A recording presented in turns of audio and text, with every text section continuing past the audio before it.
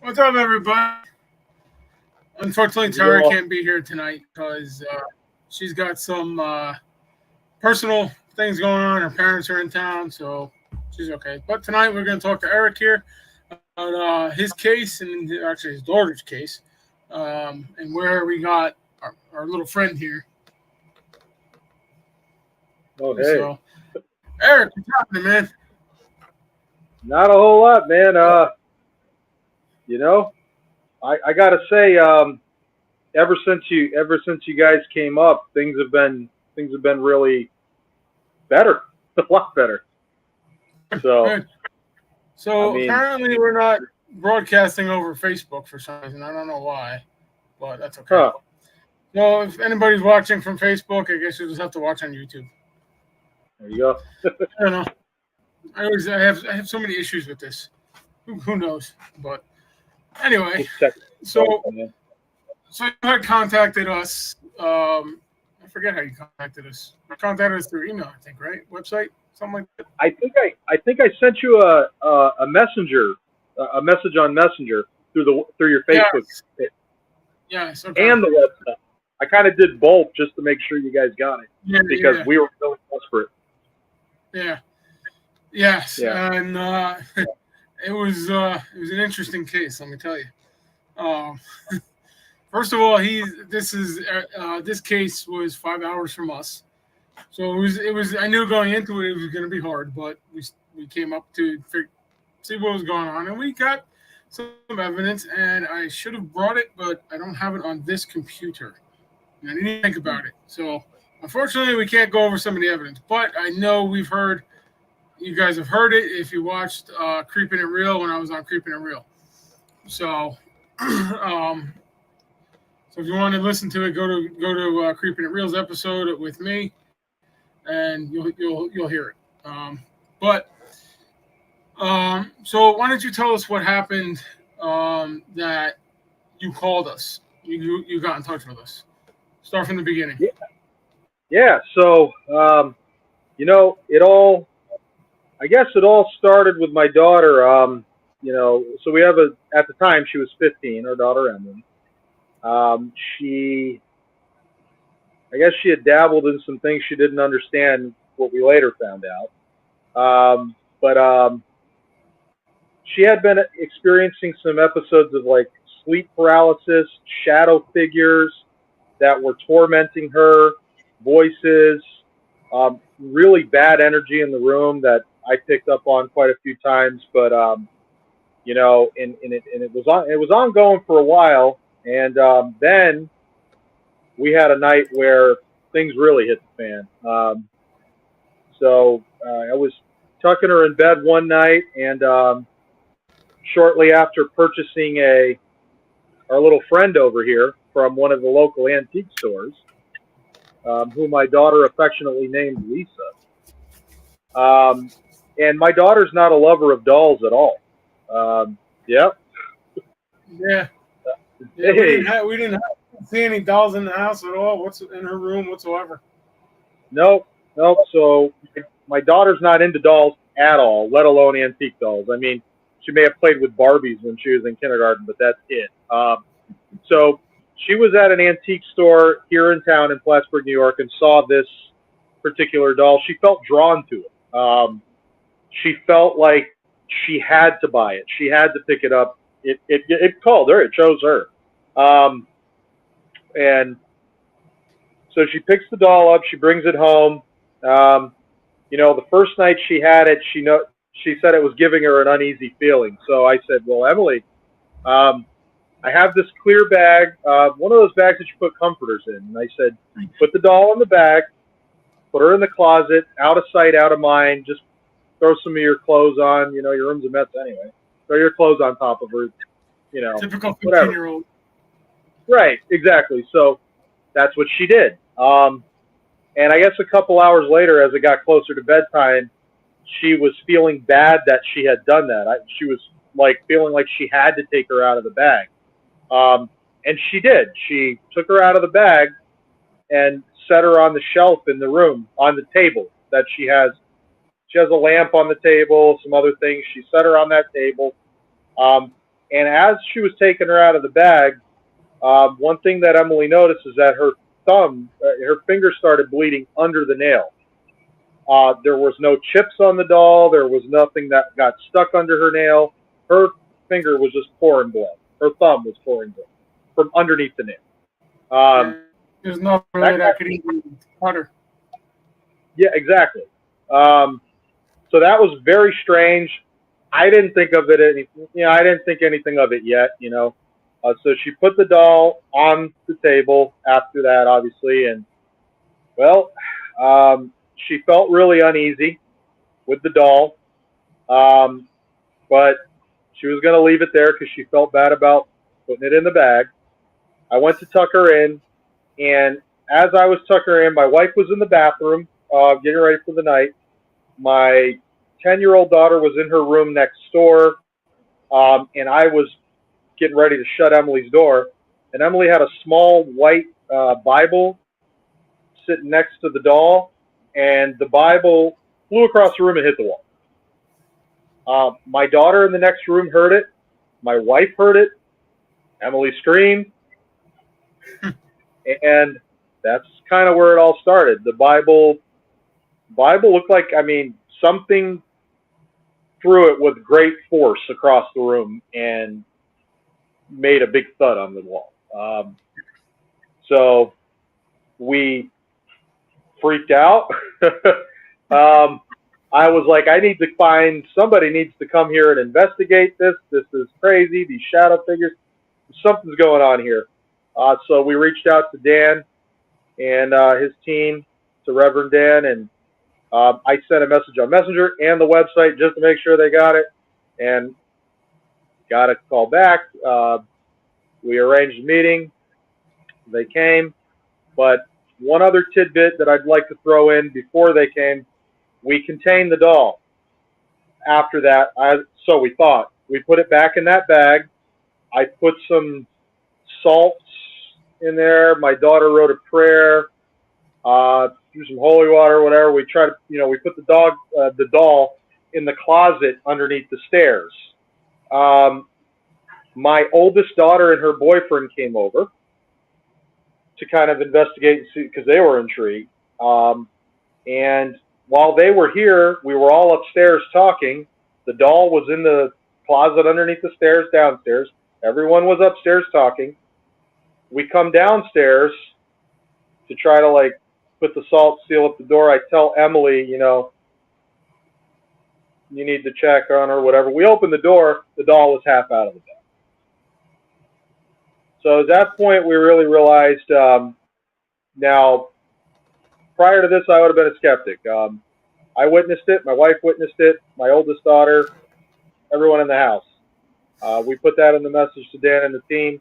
At that point, we knew we had a problem. And then insert Dan and his team after that. And then we go forward with that. And maybe Dan can talk a little bit about what happened from there. Going forward. Yeah, let me just here, so she's not in my face. Yeah. So yeah, they reached out to us, and we were contemplating on going because it was a 5-hour drive straight up 87. I mean, you're what, 10 minutes from the Canadian border? Yeah, about close enough. 10, 20 minutes. Yeah. Yep. Yeah. Yep. And I'm not gonna say where you live just because, for anonymity purposes and stuff. But where they live is actually kind of cool. But and I'm gonna kind of skip around here. But when we went up there, we I know myself, Dan, and his wife went. And you were taking us around town and showing us a lot of the sites, and you were telling us a lot of the history of the town, and we were thinking it might have been part of the history. The history of the town might be getting into, because your house is fairly new compared to some of the houses in your neighborhood. So we were, that was our first thought. Our second thought was, being it was from an antique store, because you never know what's going to happen with an antique, and they could hold energies that she had energy attached to her, and he brought it home, or she had something in the house, and she brought it home, and just they clashed, and all hell broke loose. So that was what we were originally thinking, um, and then we did the investigation. That Yep. was it was interesting, at least. It it was. There really wasn't much Yeah. activity in the house, um, other than her bedroom. There really wasn't much activity. We did get a couple EVPs. We got a clear growl. Oh yeah. And I wish I would have uploaded it, and I didn't think about it because I was changing the schedule around for next week because I got free tickets to a baseball game next week, so we're going to a baseball game next week instead of doing a show. So, so I was changing everything around, and I just completely slipped my mind. But like I said, if you want to hear it, maybe I could do it on another show, or if you want to hear it, go on Creeping It Real with Eleanor Wagner on the show that I was on, and you can hear it. But we did the investigation. We were there, God, till what, 2 in the morning, 1, 2, something like that, 12, something like that. We were actually no. I'm gonna go further into it. You had me baptize your kids, the three of them. Yeah. Yeah. Because there was a lot And the ground, I believe Emily. Yeah. right? Yeah. Yeah. And I believe Emily's boyfriend was there also, and he witnessed this. And during the baptism, she started like giggling, laughing, and Maniacally. stuff like that. We didn't even suspect anything at this point.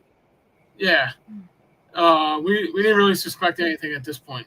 We figured she was just goofing off, being a teenager.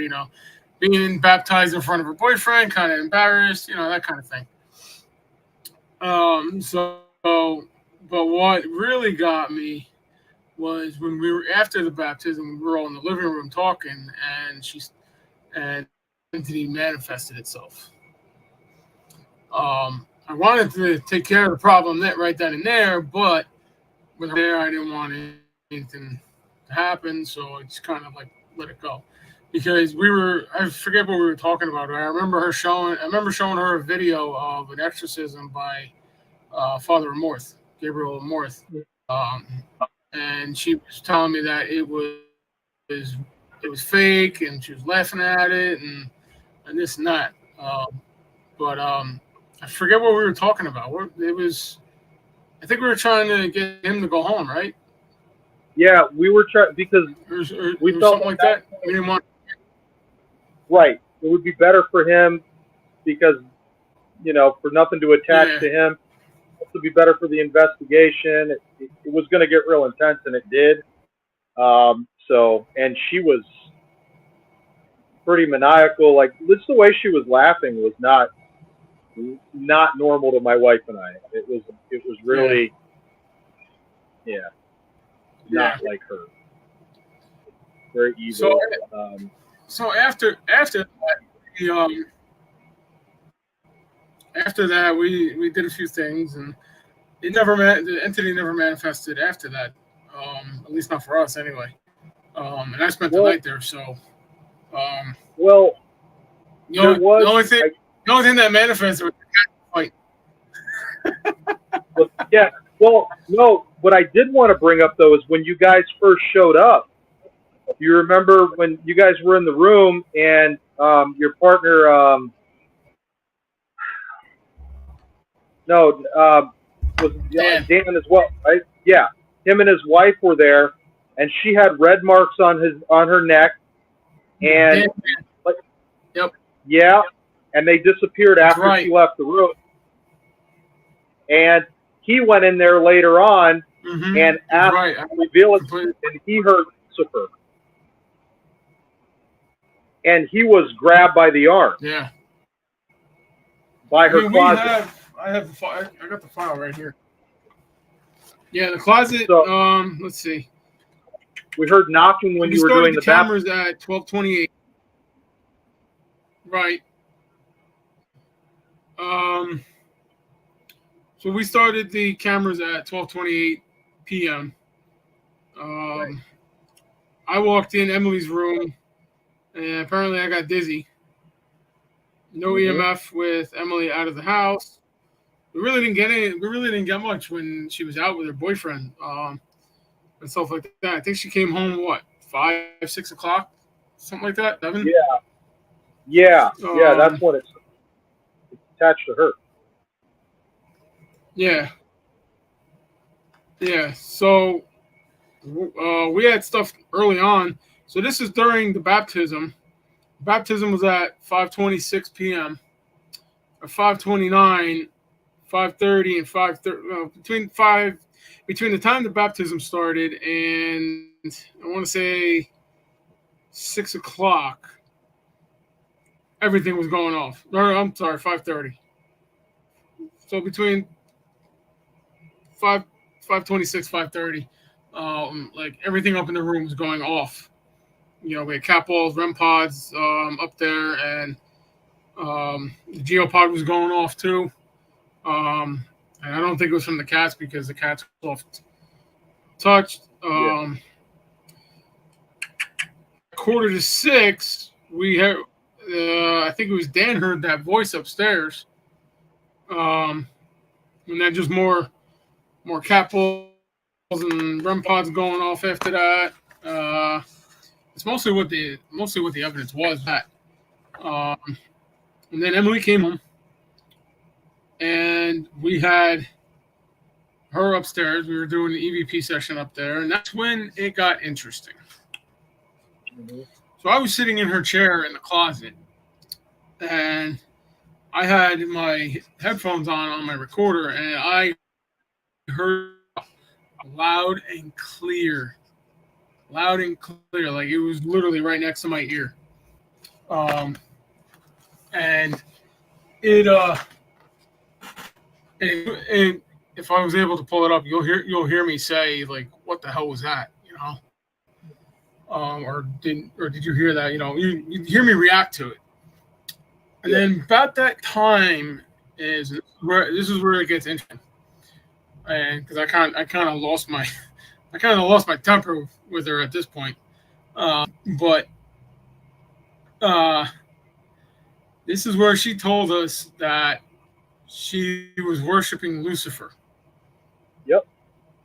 And at that point, being myself, and like I'm like, what? Are you kidding me?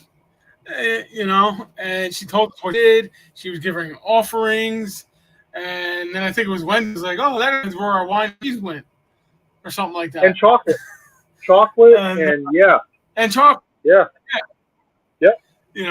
And so and the bathroom. Right then and there, yeah, and right there is where it all started adding up. So once we were able to calm it down for the night, nothing really happened after that. That night, I mean, like I said, I spent the night on the couch. The only thing that happened was your cats were fighting early in the morning. So, and so I wouldn't call that paranormal, but that morning, we all got up and we went to church. And first of all, let me say the Catholic churches in that town are like, holy crap, beautiful. There's a very Gothic, the old Gothic style cathedrals style, and it blew my mind. I never been. The last time I was in a cathedral like that was years ago. I mean, I'm talking like almost probably over 20 years ago. In St. Patrick's Cathedral in New York City. But I was holy cow. And there was a nun there. I haven't seen a nun in like almost 30 years. Yeah. So to see that, it was great. But even as an outsider in that church, I still felt welcomed. and stuff. You know, like I was part of the community up there. So that, you know, thanks to, I forget the name of the church, but, you know, thanks to them for that. But while we were there, I was keeping an eye on her. And she was very restless, very, you know, she didn't want to, you could tell she didn't want to be there. And that kind of sealed the deal for me with what needed to be done. So what ended up happening was afterwards we went to that store that she goes, the metaphysical store that she goes to. What was the name of it? The Hidden Gem. I can't think of the name of it. The Hidden Gem. The Hidden Gem, yes. I actually still have their salt. I'm afraid to use. I might throw that in the storage unit. Yeah. Put it on the. Has she been in there? No, she hasn't. Huh? No. She hasn't. No, she hasn't even been in the antique store. She has not even been in the antique stores. I gotta say, we went to the antique store, and I got some stuff. What was that? You broke up. Some pretty good stuff from that antique store. A couple of Reggie Jackson signatures.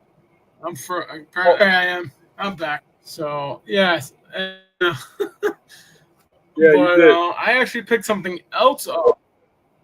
I picked something else up in the antique store that was giving off energy, because we were walking around with the EMF meter, and that's also in the storage unit too. We're going to investigate that. I call that Herb.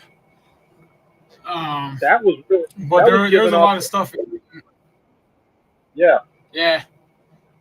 Here's another one. There was another. I think I spent like $400 that day, or something like that. You did. It was a two Reggie Jackson for $100, and yeah, I spent a little bit of money that weekend.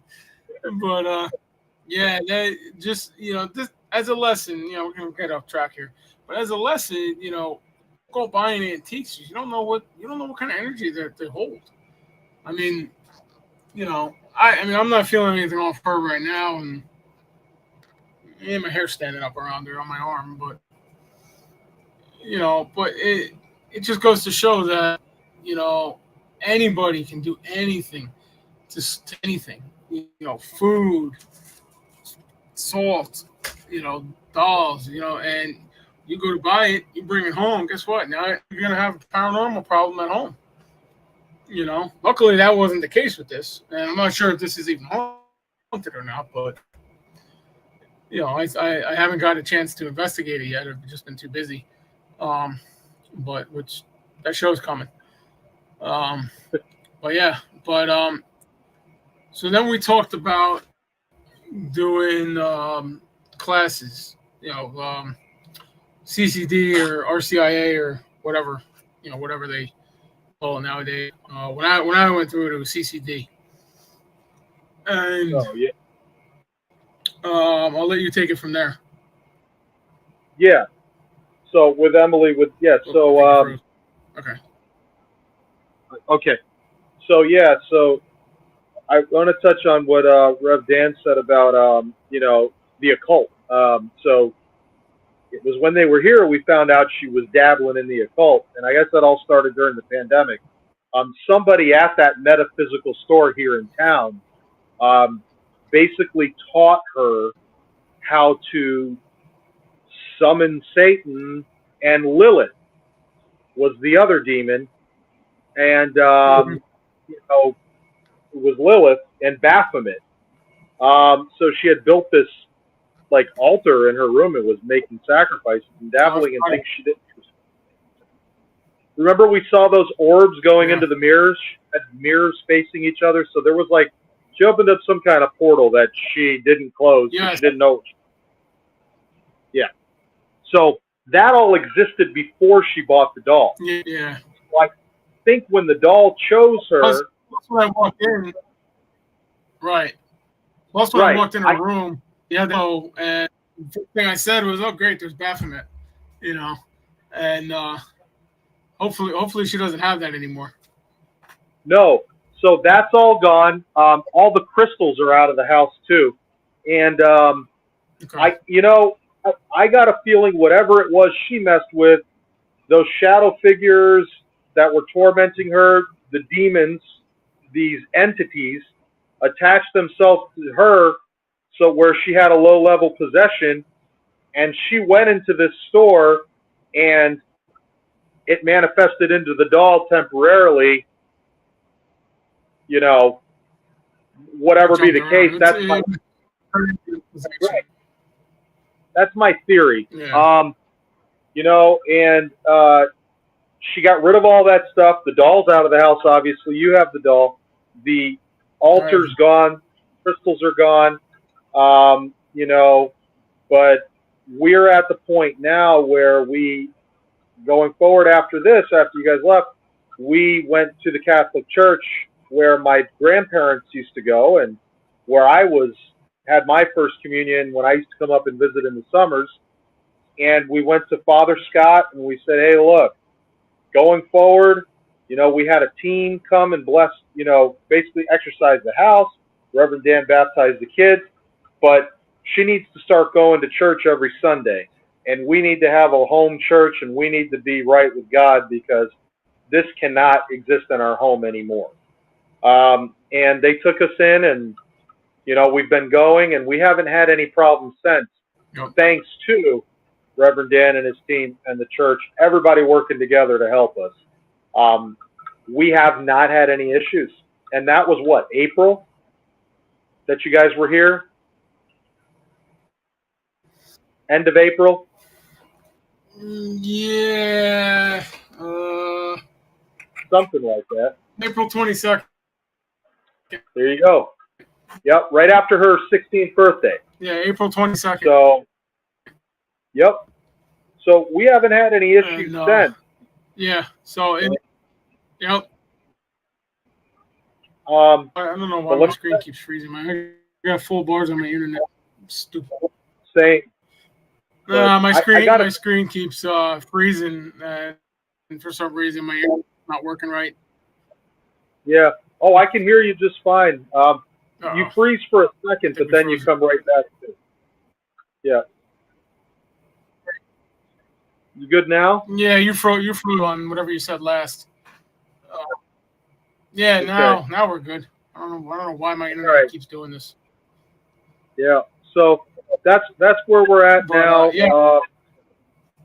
So we're I even talked to Father Scott too because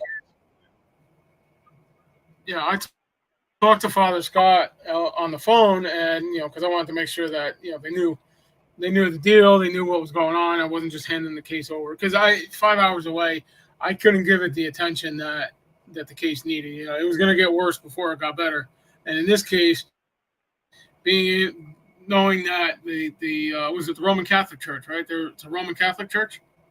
Yeah, St. Augustine Parish. Yeah. Yep. Okay. Yeah.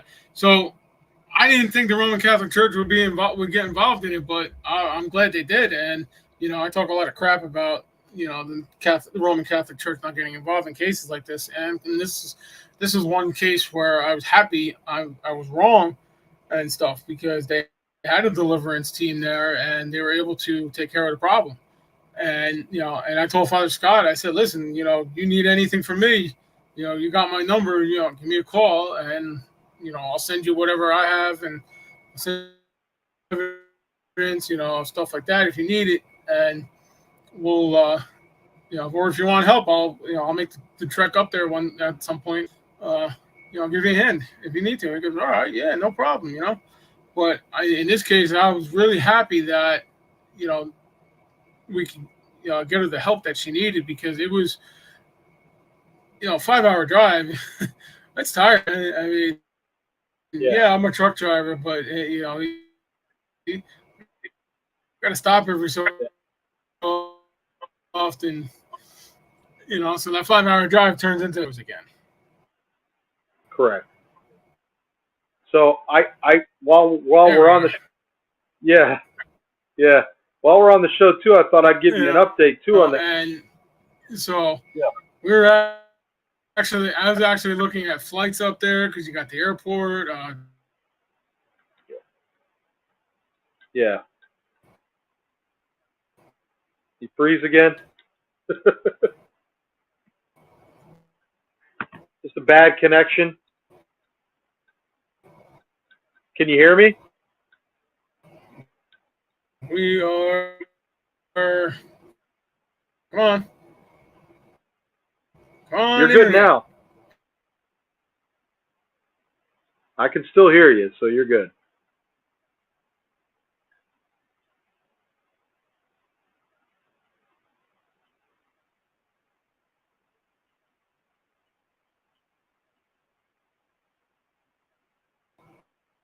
You want to reconnect? There you go. Let's try I can that. see you. All right. I'm still here. Hopefully that works. Oh, hopefully. I thought I'd get. Can you hear me? Yeah. Now we're plugged into the hard line, so for some reason I don't know why, but it makes me plug into the hard line. So I thought I'd give you a quick update. The bishop, our local bishop, for all the parishes, met with us a few weeks ago and discussed the case with us too. It got to him, and he heard about it as well. And he came down and did a special prayer with Emily. Yeah. So. Oh, hey, look, we're back. Did Okay. you hear any? Did you get what I said or no? Just so you know, we froze again. No, we froze again. Oh, okay. I'm starting to think this is paranormal. That's killing me right now. Well, our local bishop met with Emily a few weeks ago. Yeah, okay. So I said, so Father Scott got in touch with the bishop, and the bishop was able to meet with us a few weeks ago as well. So Emily got some time with the bishop. So that was a good thing too. Nice. And he was very supportive of the case as well. I mean, they believed everything. They told us their experiences and how they've been involved in exorcisms in Italy. And so they were right on it with you. They were like, yep, very receptive. Like you said, surprisingly, very receptive. So, yeah. And not all Roman Catholic churches have an exorcist.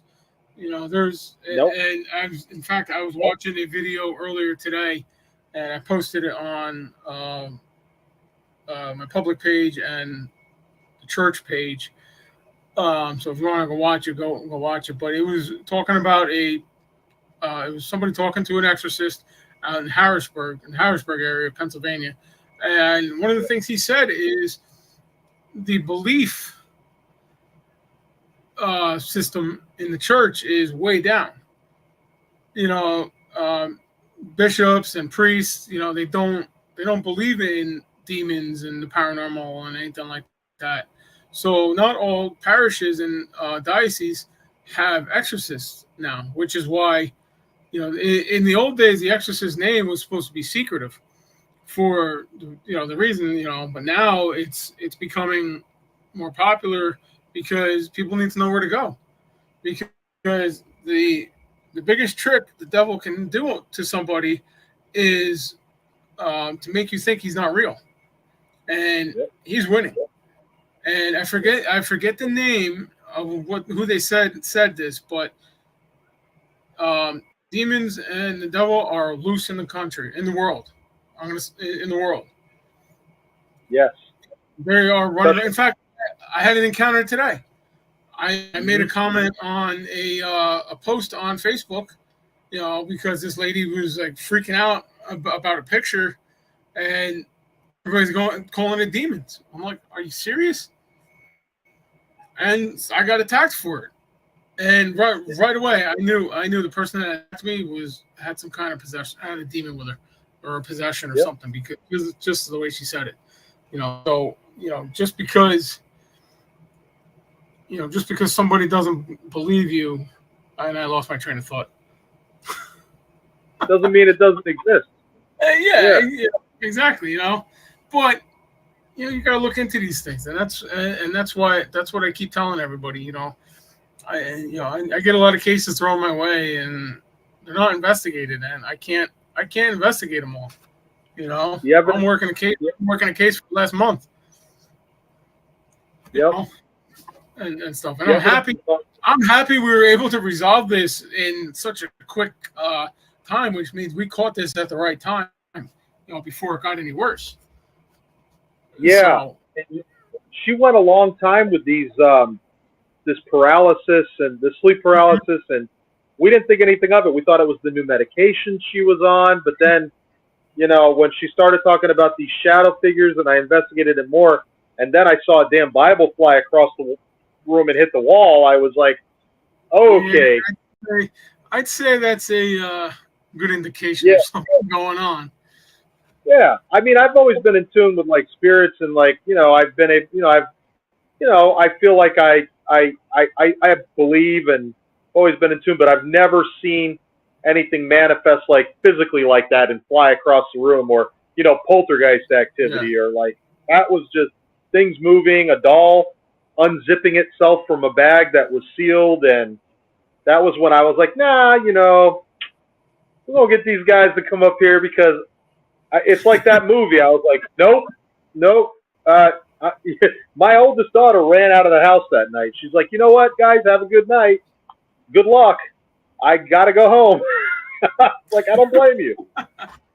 We'll sleep with our Bibles tonight and our crosses. And you're very strong, and to most people would have said, bye, see ya, just like your daughter said when they saw the Bible go flying across the room, No, I'm gonna fight it. But I got God on my side. Exactly. Yep. And your faith is what is going to defeat the demonic. Yep. Jesus will help. God will help. But your faith is what defeats them. And you guys are a living proof of it. I mean, that's right. You're going to church again. Nothing's been since. It's been April, May, June, July, August, 5 months. Wow, it's been that long already. Yeah, seems like it's longer. 5 months long. Yep. Wow. Not not just. Yeah, I go 3 days a week. Perfect, and now we do is you got to evangelize now and get everybody else in the town to go to church, because I'm willing to bet. Walking around the town, I got some uneasy feelings, especially in the hidden gem, especially the girl at the counter. Sorry, my beard my mustache keeps tickling my nose. And but the girl at the counter gave me a real uneasy vibe, especially when she wanted me to do a tarot card reading on me, and I told her no, and she did it anyway. Yeah. So I was kind of annoyed with that, but but at the same time I was more pissed off at the owner for allowing that to happen. How many other people has she done that to? Like, who teaches a teenager how to build an altar to Satan? Exactly. That's ridiculous. It wouldn't surprise me. They're closet Satanists. It really wouldn't, because in that video I was watching, I posted on my pages. The priest or the exorcist guy, he came across a case where the priest was a closet Satanist. A Roman Catholic priest was a closet Satanist. Doesn't shock me. I mean, that's proof right there that Satan is in the churches. Where there's good, there's evil, right? Exactly. So, it's got to be that balance. It's yin and yang. You can't have one without the other, and that's what a lot of people don't understand. They don't believe in that evil, but that's evil. There's good and evil. Evil wants you to not believe that there's evil like that. Yeah. You know? But it's this is exactly what evil wants. And when evil gets what it wants, evil wins and evil triumphs until we come along and I give Satan the kick in the ass and send him back to hell screaming and crying. Yeah. Well, all you got to do is look at society today and look at what's going on in this world right now. I know. With innocent children, people. That's not God's word.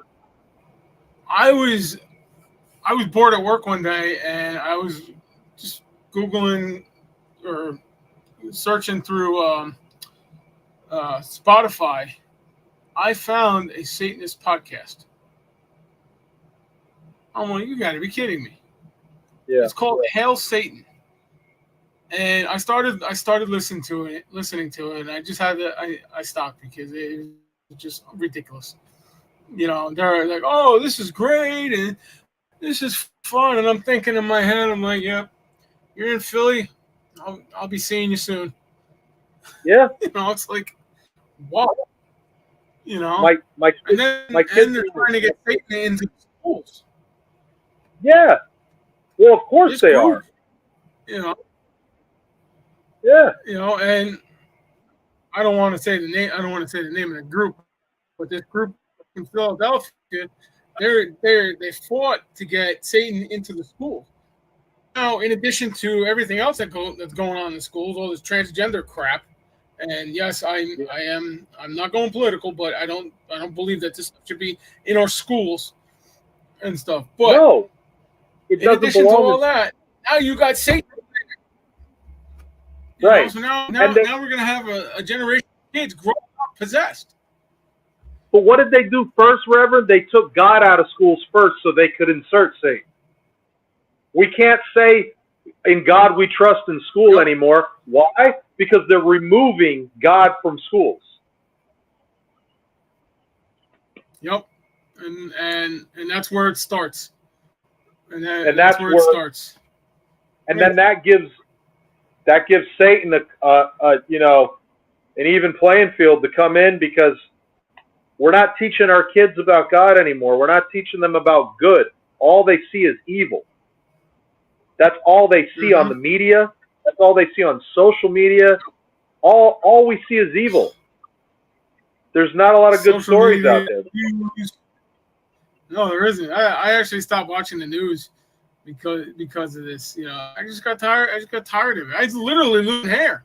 I mean, look, my beard is turning gray, and I actually found a gray spot. Yeah. Well, I'm not that far yet.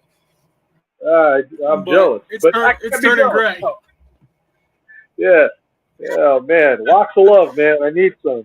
Next time I shave it, yeah. Hey, man. But, it's shiny, though. Yep. There you go. You polish it up a little bit. You can blind Satan.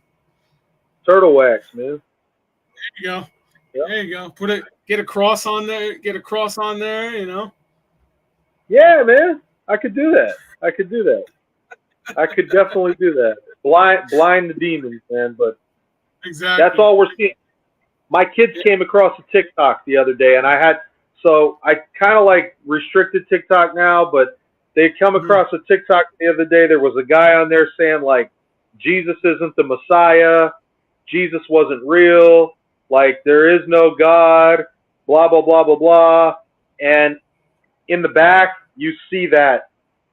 I don't even want to say what was in the background, but because then we're getting, I don't want to. But it's just I'm looking at this and I'm like, there's literally people on there speaking to kids, and the background was attractive to children, they were trying to attract children to watch it. Because my kids' TikTok is for 12 and under TikTok, so it's geared toward kids, right. And it's literally this show geared toward kids, teaching them God's not real. What is that? So that's what's going on, man. Yeah. we're getting to those Well, it's times funny where because it's funny you say that because yeah. Oh yeah. End times are coming. We're in them. We're in them. But it's funny you say that because I was on Facebook. Was it yesterday? Yesterday or the day before, and I came across this paranormal team, and I'm not gonna say their name, but part of their name has a T in it, and it's an upside down cross. It's not it's not the upside down that Saint Peter was crucified on. right.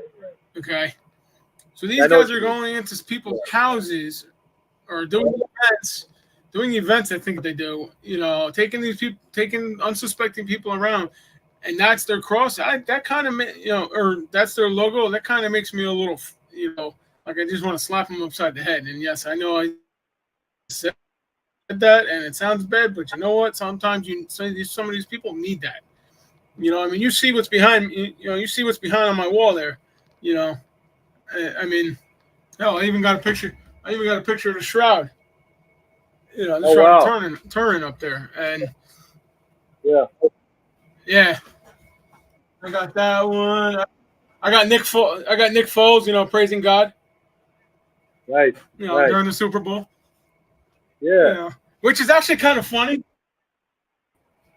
if you can see the picture, and then the cross is right above him. So I see it. Yeah, I see it. I just opened my screen a little and while. no, Yeah, I just didn't realize it. that's awesome. Yeah. Yeah. So, We gotta, but we gotta be but warriors. We have. we got to get God back. Yep. Oh, oh yeah, without a doubt. I mean, we just went to defeating the demonic. Okay, this is I don't know if you can really see it too well, but Yeah. it's called. It was a seminar called "Defeating the Demonic." Let me see. There we go. Gonna be a little weird, Yep. but and it had Yeah. our bishop there, Bishop Ron Wright, Archbishop McLeod, Jason McLeod, who was the host. He's a demonologist who worked with the Warrens. Reverend Bill Bean and Bishop James Long there, and they were talking about their experiences, and it was live streamed. I haven't seen it yet, but it might be out. If you want to look on Defeating the Demonic's page, let me see. It might be on Dark Siege. Because Okay. Jason wrote a book about one of the cases he was on, but this is his Jason McLeod is his name. Oh, okay. Yeah, and he wrote a book on one of his cases, but it was a great seminar. I mean, it was awesome. To hear their stories, and I mean, I knew Bishop Enright's stories. We've talked about stuff. And, I never met Archbishop Cloud. I've talked to Bishop Long over the internet, but we never met each other until then. And Bill Bean, I've heard of, and I was really impressed because God worked his magic. I'm gonna say magic, but in Bill's life because he had such a rough childhood.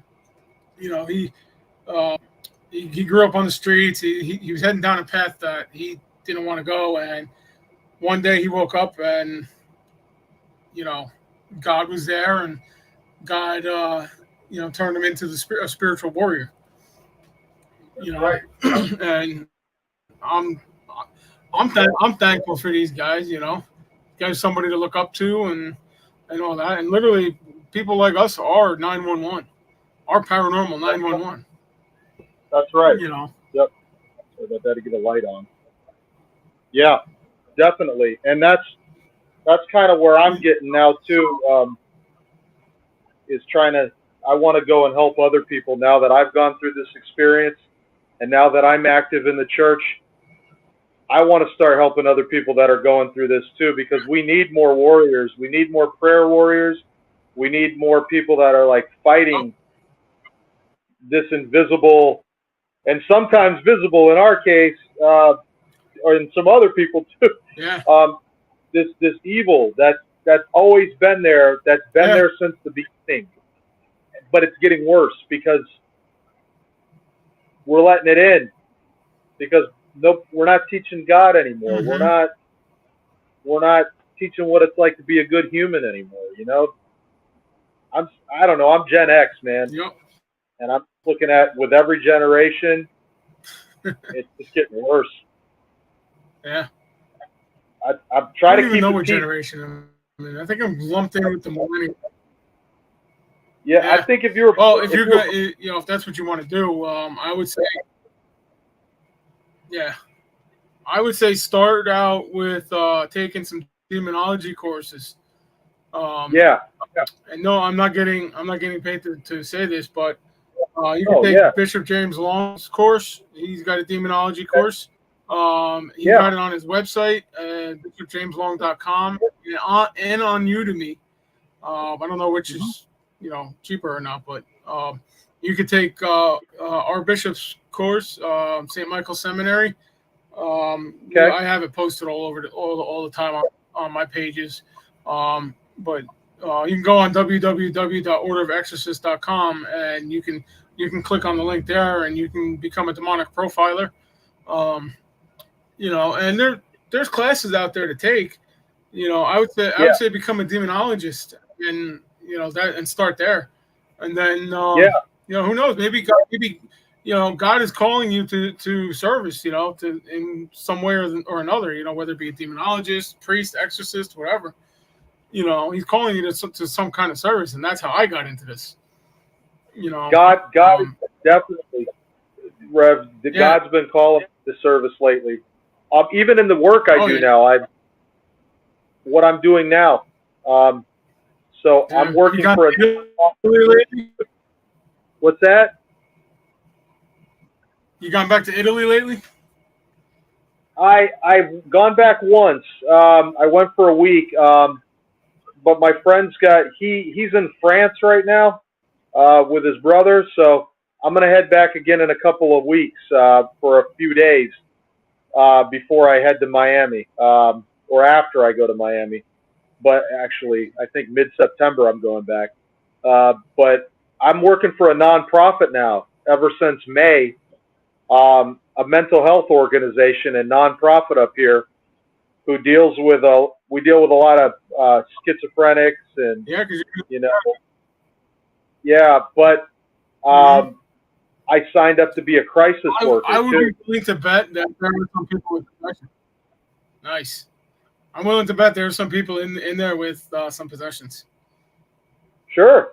Oh yeah. The demonic love to hide behind mental illness. Yes. And yes, you can be real and have a. You can. That can be a lot of the cause of it too. And so I'm working for this nonprofit now, but I signed up with a crisis team in the schools for suicide prevention.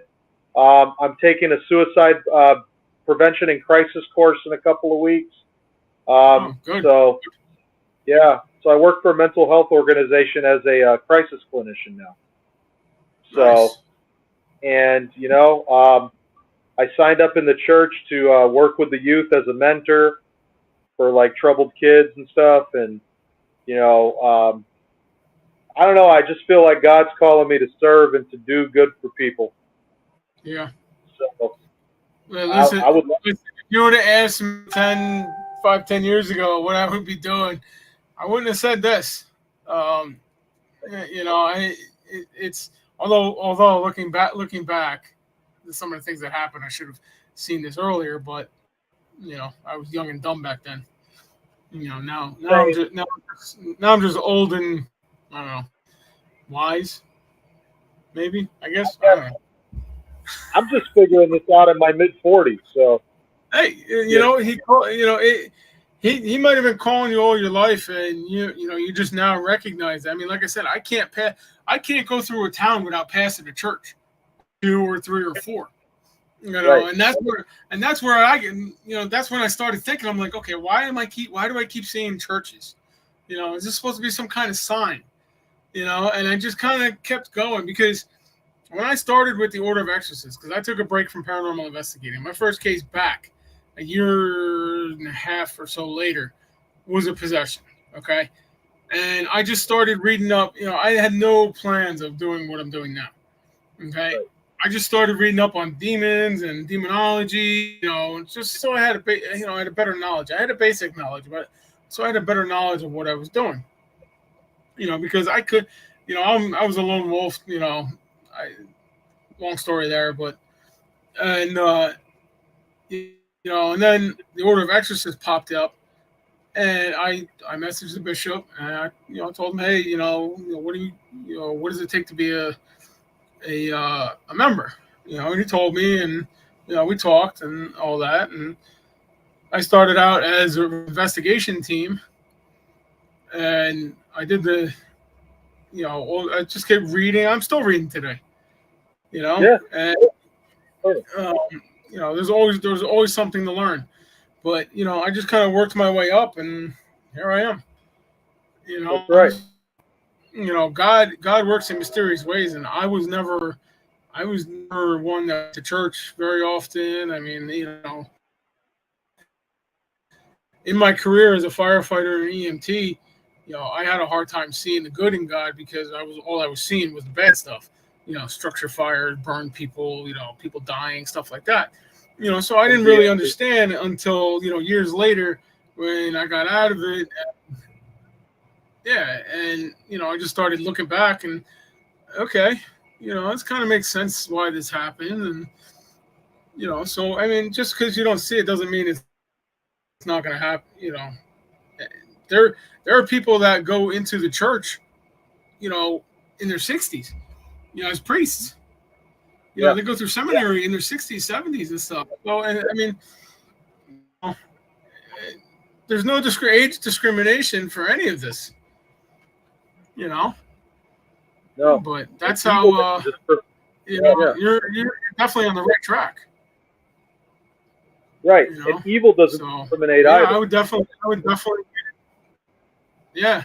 And a demonologist with the church is valuable. That's a valuable position. Because Really interesting. at that point they can send you out and evaluate it. And, so you're definitely doing God's work. Oh, there I am. And so keep it up. Keep doing what you're doing. I mean, it's obviously working. I know my lights just flashed. That was my air conditioning. It's not paranormal. But keep it up, and so. But it looks like it's been an hour already. Holy cow! Yeah. Long. And we can go. We can go longer. We can go longer. There's no set time limit here, so.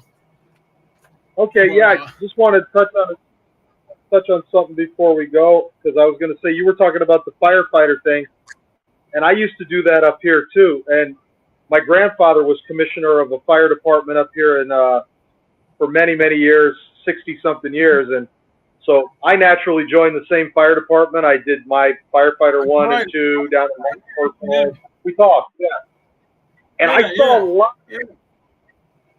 I saw a lot of stuff like, I used to question, where's God? Why did this happen to this little kid? How did this happen to this woman who just celebrated her 20th anniversary with her husband, and they've got a 10-year-old kid, and she just left dinner, and now she's dead? Like, why does this stuff happen? I used to question God so much. And, now I stopped questioning it. I'm like, I learned that there's something bigger behind everything, right? That there's a reason, there's a purpose for everything in life. So getting back to that purpose, this thing that happened with our daughter, her getting caught up in this evil and this Satan, stuff, and all of this evil that came into our home is what brought us together as a family and back into the church. It's what brought me into the new position that I am in my career. It opened doors for us.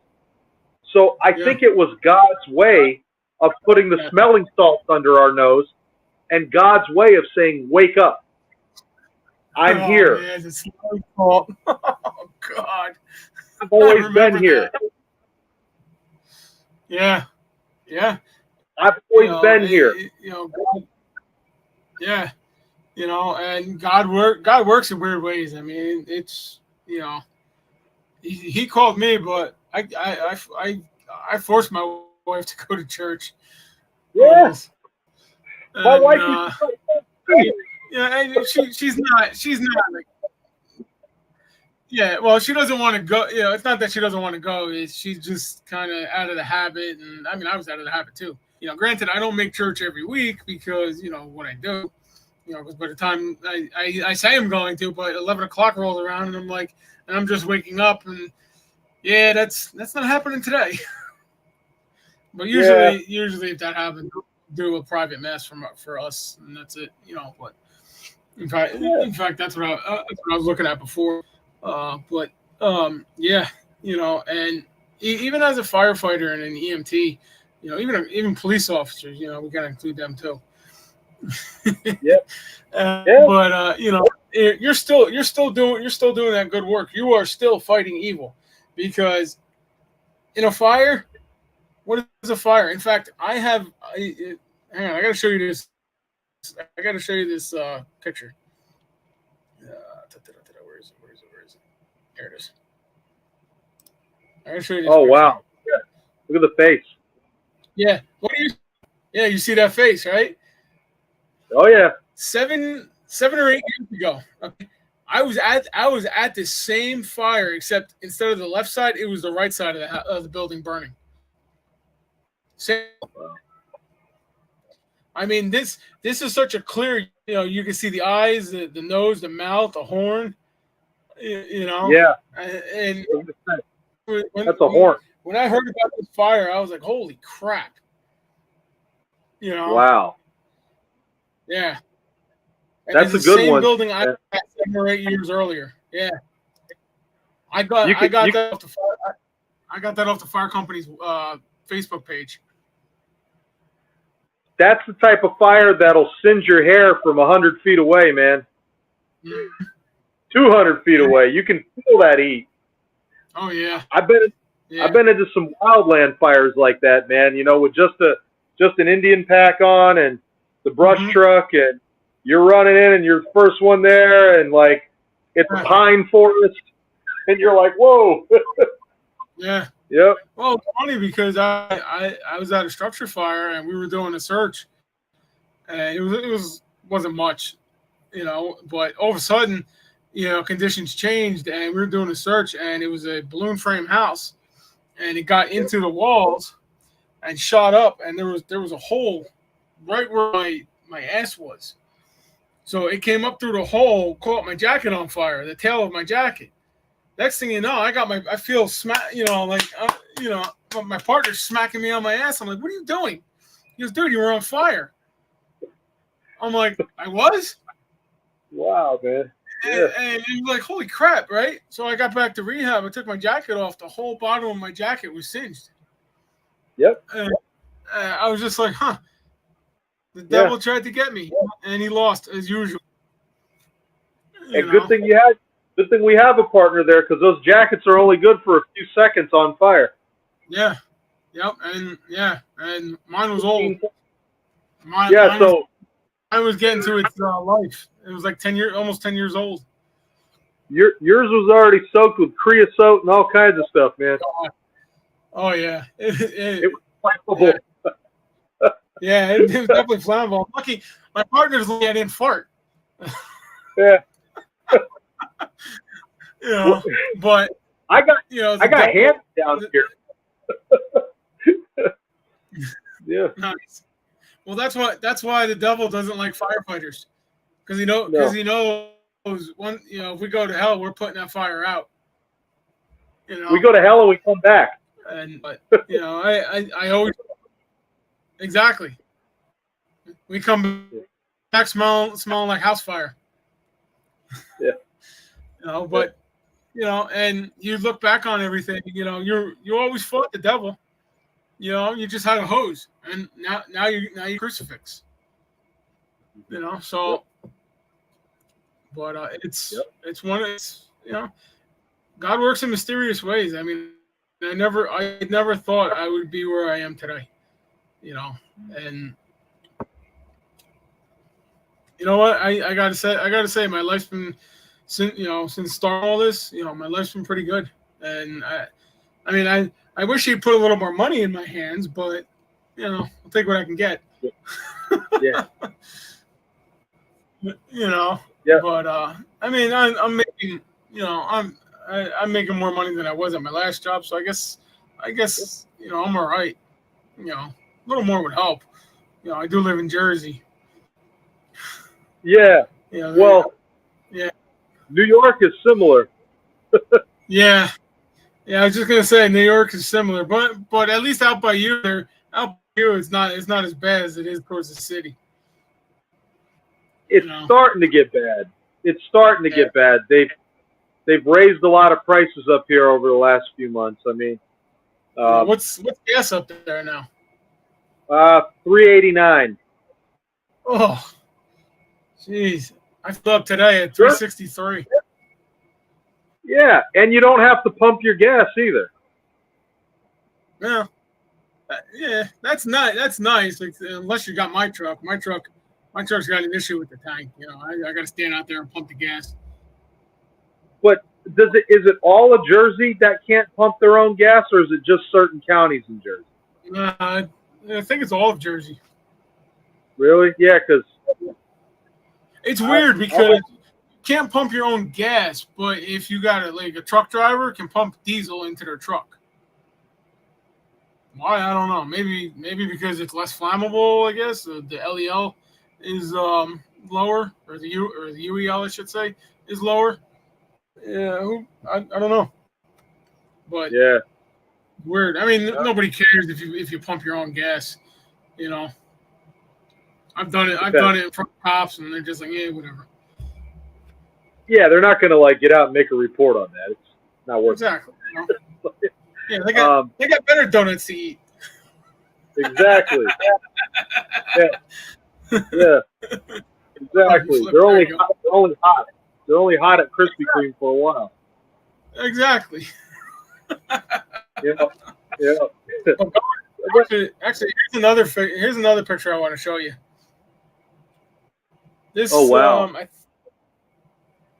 Yeah, Monsignor Stephen Rosetti's got a pretty big online ministry, and he said when was this? I got to look on the TV because it's bigger. I don't remember when it was, but he's definitely correct.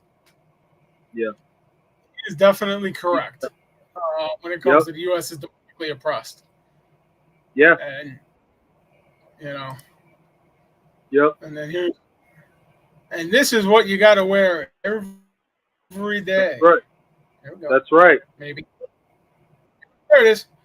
The armor of being the army of God, and we're the armor of God. Armor. You're right. Army. Is the website for the order. Yep. You know, and that is exactly what we are. We are soldiers in God's army. You know? That's right. And then, of course, we are declared war. Yep. Declaration of war. Yep. You know, and those prayers that you. It's an unfortunate coincidence that you guys had to go through this experience, but at the same time, it made you guys a stronger family. It made you guys, you guys are doing a whole lot better than you were before it. You know, so we're doing so much. We're doing so much better as a family. Mm-hmm. We're doing better. We're doing better financially now. Our kids are learning about God and getting excited. There's fellowship now with other people. We're meeting other people that we would have never met before.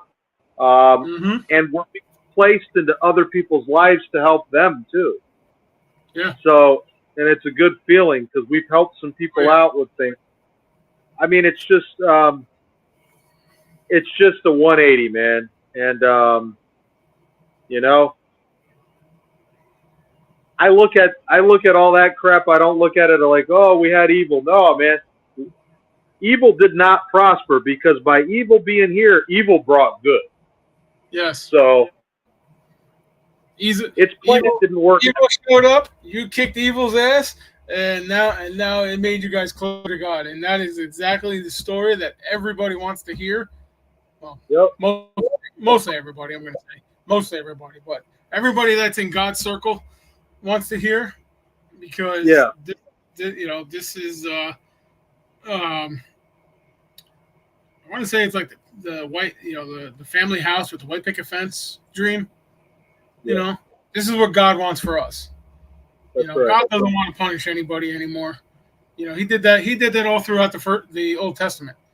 God wants to be there for you. He wants to be your strength. He wants to be your saving grace.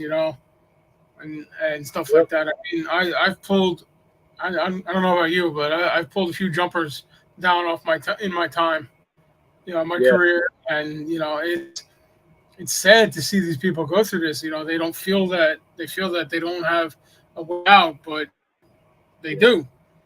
But with their struggles, obviously they're oppressed by demonic entities. You can get it through anything, Satanism, drinking, becoming an alcoholic, drugs, all that. Get into all that, and it's gonna ruin your life. It really is.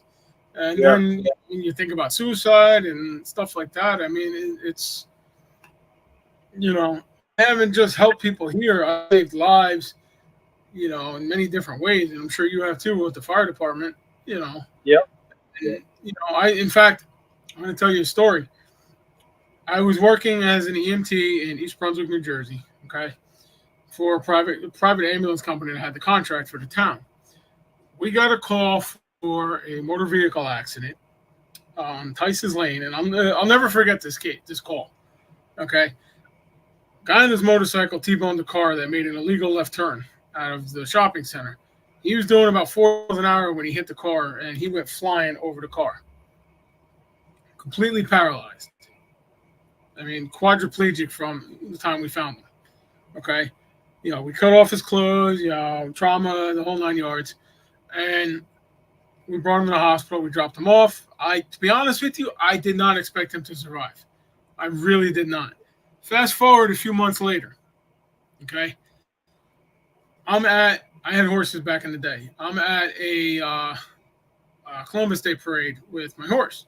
I'm riding in the parade. And I hear this girl talking about her dad's accident.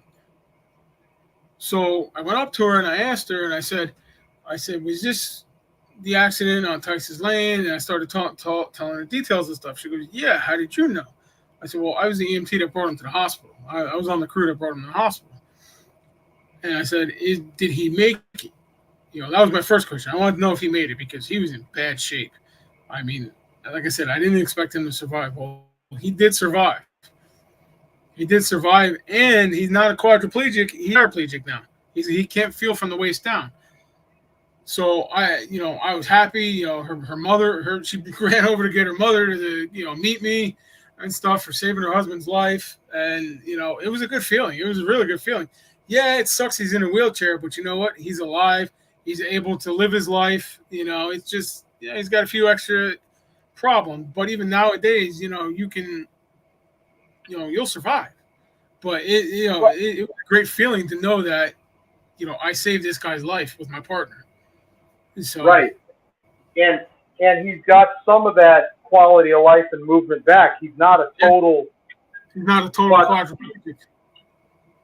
Right. So it's great. That story made my day. It really did. And like I said, I'll never forget it. Well, I've got a testimony for you, something that happened recent that was very tragic, and I just wanted to share with you and the viewers, my testimony for the power of prayer, and how. So this is going back to our daughter Emily. On her last day of school at the end of June, she had Regents. She has a best friend who showed up to Regents, and they had the whole summer planned out together. Her best friend was at the Regents for only 10 minutes, just checked off all the boxes and left and mouthed "I love you" goodbye to Emily. And Emily's like, she's an honor student. Like, why would she just check off all the boxes and leave?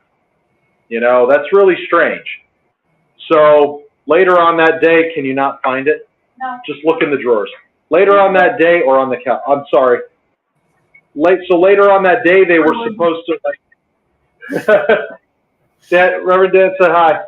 Hi. She said hi. So later, they're looking for my wallet so they can go get ice cream. You'll find it. Just keep looking. So later on that day, you know, they went to, you know, my daughter went to get in touch with her and was sending her messages, and her friend wasn't returning the call. So my daughter's boyfriend lives in that neighborhood. Him and his mother were driving by the house and called Emily and said, hey, there's yellow tape, there's an ambulance, and there's police cars. Just wanted to let you know, don't freak out. It could be anything. And then I told her that too.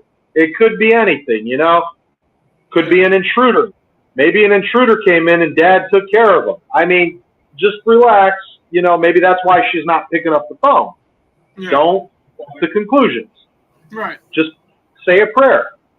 So, fast forward, the mother works with my wife. The mother didn't show up to work the next day, or the next day, or the next day. So we text the mother. The mother gets back to us and says, she's in the hospital. Well, here's the thing. I found her hanging. I got to her just in time. She barely has a pulse. She's in the ICU on a ventilator, but there's no brain activity. So Emily started crying, and that's her best friend. And how could this happen? Why would she do that? That's my best friend. There's my summer and my best friend. Who am I going to go to when I want to talk? What am I going to do? And I said, Emily, before you fall into a funk and slip, let's say a prayer. I need you to keep your chin up, because they found her with a pulse. But yes, Daddy, there's no brain activity. What does that mean? And I said, she's in God's hands right now. It doesn't mean anything good. No brain activity is not good, but she's in God's hands. So I made a phone call. Mm-hmm. Well, I called the sister. I called Father Scott. I went to the church. I put a prayer. I talked to all the religious members at our church. We started a prayer chain.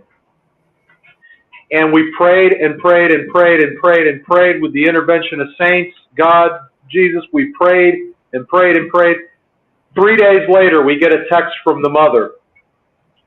She's off the ventilator, and she's showing signs of brain activity. There you go. 2 days later, she's in a medically induced coma, but she's alive. She's showing more brain activity. We fast forward a month and a half later. She's with it. She's walking. She's in a facility on the West Coast getting the help that she needs. She has retrograde amnesia from the incident, doesn't remember anything, but she's alive, walking, talking, and she's 85% normal. Wow. That's prayer. Prayer. Every day. Prayer. Right there. You know, it does work. You know, it really does. Yep. You know, I kind of kicked myself in the ass for, you know, it taking this long to realize it, but, you know, I'm here now, you know, and it really does work. And that is a great testimony. I am happy to hear that she's alive and doing well, because Yeah. I've cut a few of them down myself, and not pretty, but I mean, hey, 85%. That's almost 100. Yeah, 50 more percent to go. And with rehab, she'll, I guarantee God will give that back to her. I that's guarantee. right. You Yeah, know, write that in there. And for everybody watching, everybody that will watch, future watchers, whatever, this is the reason you need to go to church for situations like this, because that could be you. You don't know what's gonna happen. You know, that, that anything could could be happen. your daughter. That could be Yeah, your. That could be anybody's daughter. yeah. I pray that it's not, but you never know what's gonna Right, happen. From day to right, day, and right. the power of prayer is so powerful that you just you know I got no words for it. I mean, uh, and that's I It mean, look, works. It works. there are so many people. There's so many people that in history have suffered, and I'm going to show you a picture of Padre Pio because he suffered. He prayed every day, and God still gave him life if it'll ever pop up. There it goes. I mean, you see it right there with his hands and stuff. I mean, he was he was a priest. He prayed every day. Yep. But he took his suffering, as a sign that this is what he was supposed to be. And you know what? If his hands bled every day, and he could have died from blood loss and Yep. all that, but he didn't. He prayed. Yep. He did his daily prayers, and he lived. I forget how old he was when he died, but he lived a long life. So Yep. I pray that she gets better. That 15% comes back, but even if she didn't, and even if it doesn't, it's like my story. She's still alive. That's Yeah, right. yeah, that guy's in a wheelchair, but he's still alive. He gets to see his daughter get married. That's He right. gets to be there when she gets married and go down the aisle. I haven't talked to him since. I don't know, but I don't know if he's still around or not. But I pray he is. But there's many people that live. Look at Stephen Hawking. Yeah. Look at Stephen Hawking. Yeah. I mean, he's a good example. I don't. I mean, I Yep. don't really know what is actually, but he didn't let his disability stop him. No. So No. No. You can't. And it's I believe, it really is the most powerful thing. I pray every day. I get to do it. I don't get to do it every night because I usually hit the couch and I'm passed out. But yeah. God forgives me for that one. But I pray every day. I even do it sometimes during the day. I did it today when I had something squeezing my spine. Yep. And it's still doing it now. I'm not paying any attention to it, but it's remarkable the power of prayer. And I I just got no words for it. I really don't. think that, and I think another message to people would be like, when you wake up in the morning, say thank you, because a lot of people don't wake up. That is the first thing I do. Well, Yep. first thing I do when I do my morning prayer is, Lord, thank you for this day. Yep. And even at night when I do get to say it before I fall asleep. Usually when I fall asleep, my wife's throwing something at me to wake me up, telling me to go to bed. But but that's the first thing I say is thank you for this day. Thank you. Because you don't know. You don't know. But, well, a lot of people that don't get to enjoy that day. yeah. I mean, so we're fortunate. Yep. We're definitely fortunate, and like you said, there are those that don't get to enjoy it, and every day, I mean, I hear it going down. The ambulance is running down near my house. I'm sure you hear it by your house. You just never know. If that is the case, you see an ambulance or even a fire truck or a cop car, whatever, get the hell out of the way. Because they are going to help somebody. Move over. You know? And don't call 911 because you stubbed your toe. No. Not unless it's infected and you got a fever and you're dying. And even then, you can still walk your ass to the hospital. Cut it off. But yes, think of ambulances, fire trucks, and cops as God's soldiers, because that's exactly what they are. Yep. They're God's angels. I'll put it that way. They're God's angels. They are. And it's that. That's all I got to say on that. Yep. Because if we didn't have them, there'd be a lot more chaos. Oh yeah, things would be on fire and people getting shot up and. It'd get real medieval out there. Yeah. I got my God-given protection behind me, so. Hey, it's like the old message with God sends people out there to do things, and God made man, man made the protection. So that's it. That is it. We made it with our hands, and it's to protect us. That's what it's supposed to be used for, protection. Yeah. Unfortunately. Yeah, unfortunately. The demons would have. Exactly. That's exactly it. All right, buddy. It's 8:30. I'm hungry. I haven't had dinner yet. Thanks. But Thanks. yeah, we'll definitely get together. Let me know. Shoot me a text or give me a call when you're coming back up from Miami. We'll definitely we'll get together. We can meet up at Padre Pio in Barlow, PA. And, hang out there and experience that. So I already mentioned it to my wife and to Wendy, and Wendy said, "Yeah, that'd be great. She'd like to check it out." So it's a plan already. Right. So yeah. Let me know the final details, and we'll make it happen. All right. Yeah, cool. Yeah, the boss said it was all right, so we're good, man. All right, man. It's good talking to you. You got a blessed night, and say hi to everybody. All right, Reverend Dan. Thanks. Thank you for everything. All right. Bye.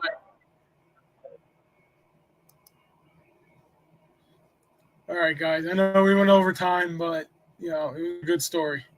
It was good. I mean, you heard it. You heard it straight from their mouth. So keep up your prayers. Pray. Pray to God that if you're down with luck, pray to God that your luck gets better. He will make it happen. You heard some of our stories. As firefighters and EMTs and stuff. It's everybody's valuable. Just because you're not in the church doesn't mean you're not doing God's work. That's exactly what firefighters, police, cops, or EMTs are.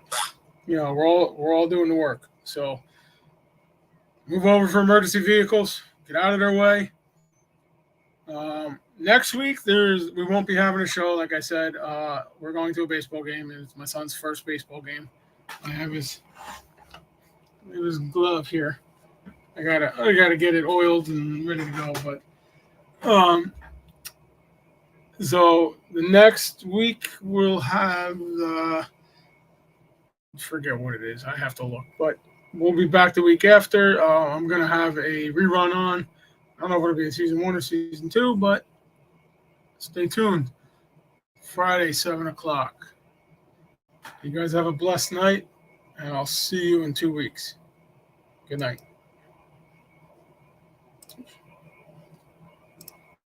Wrong button.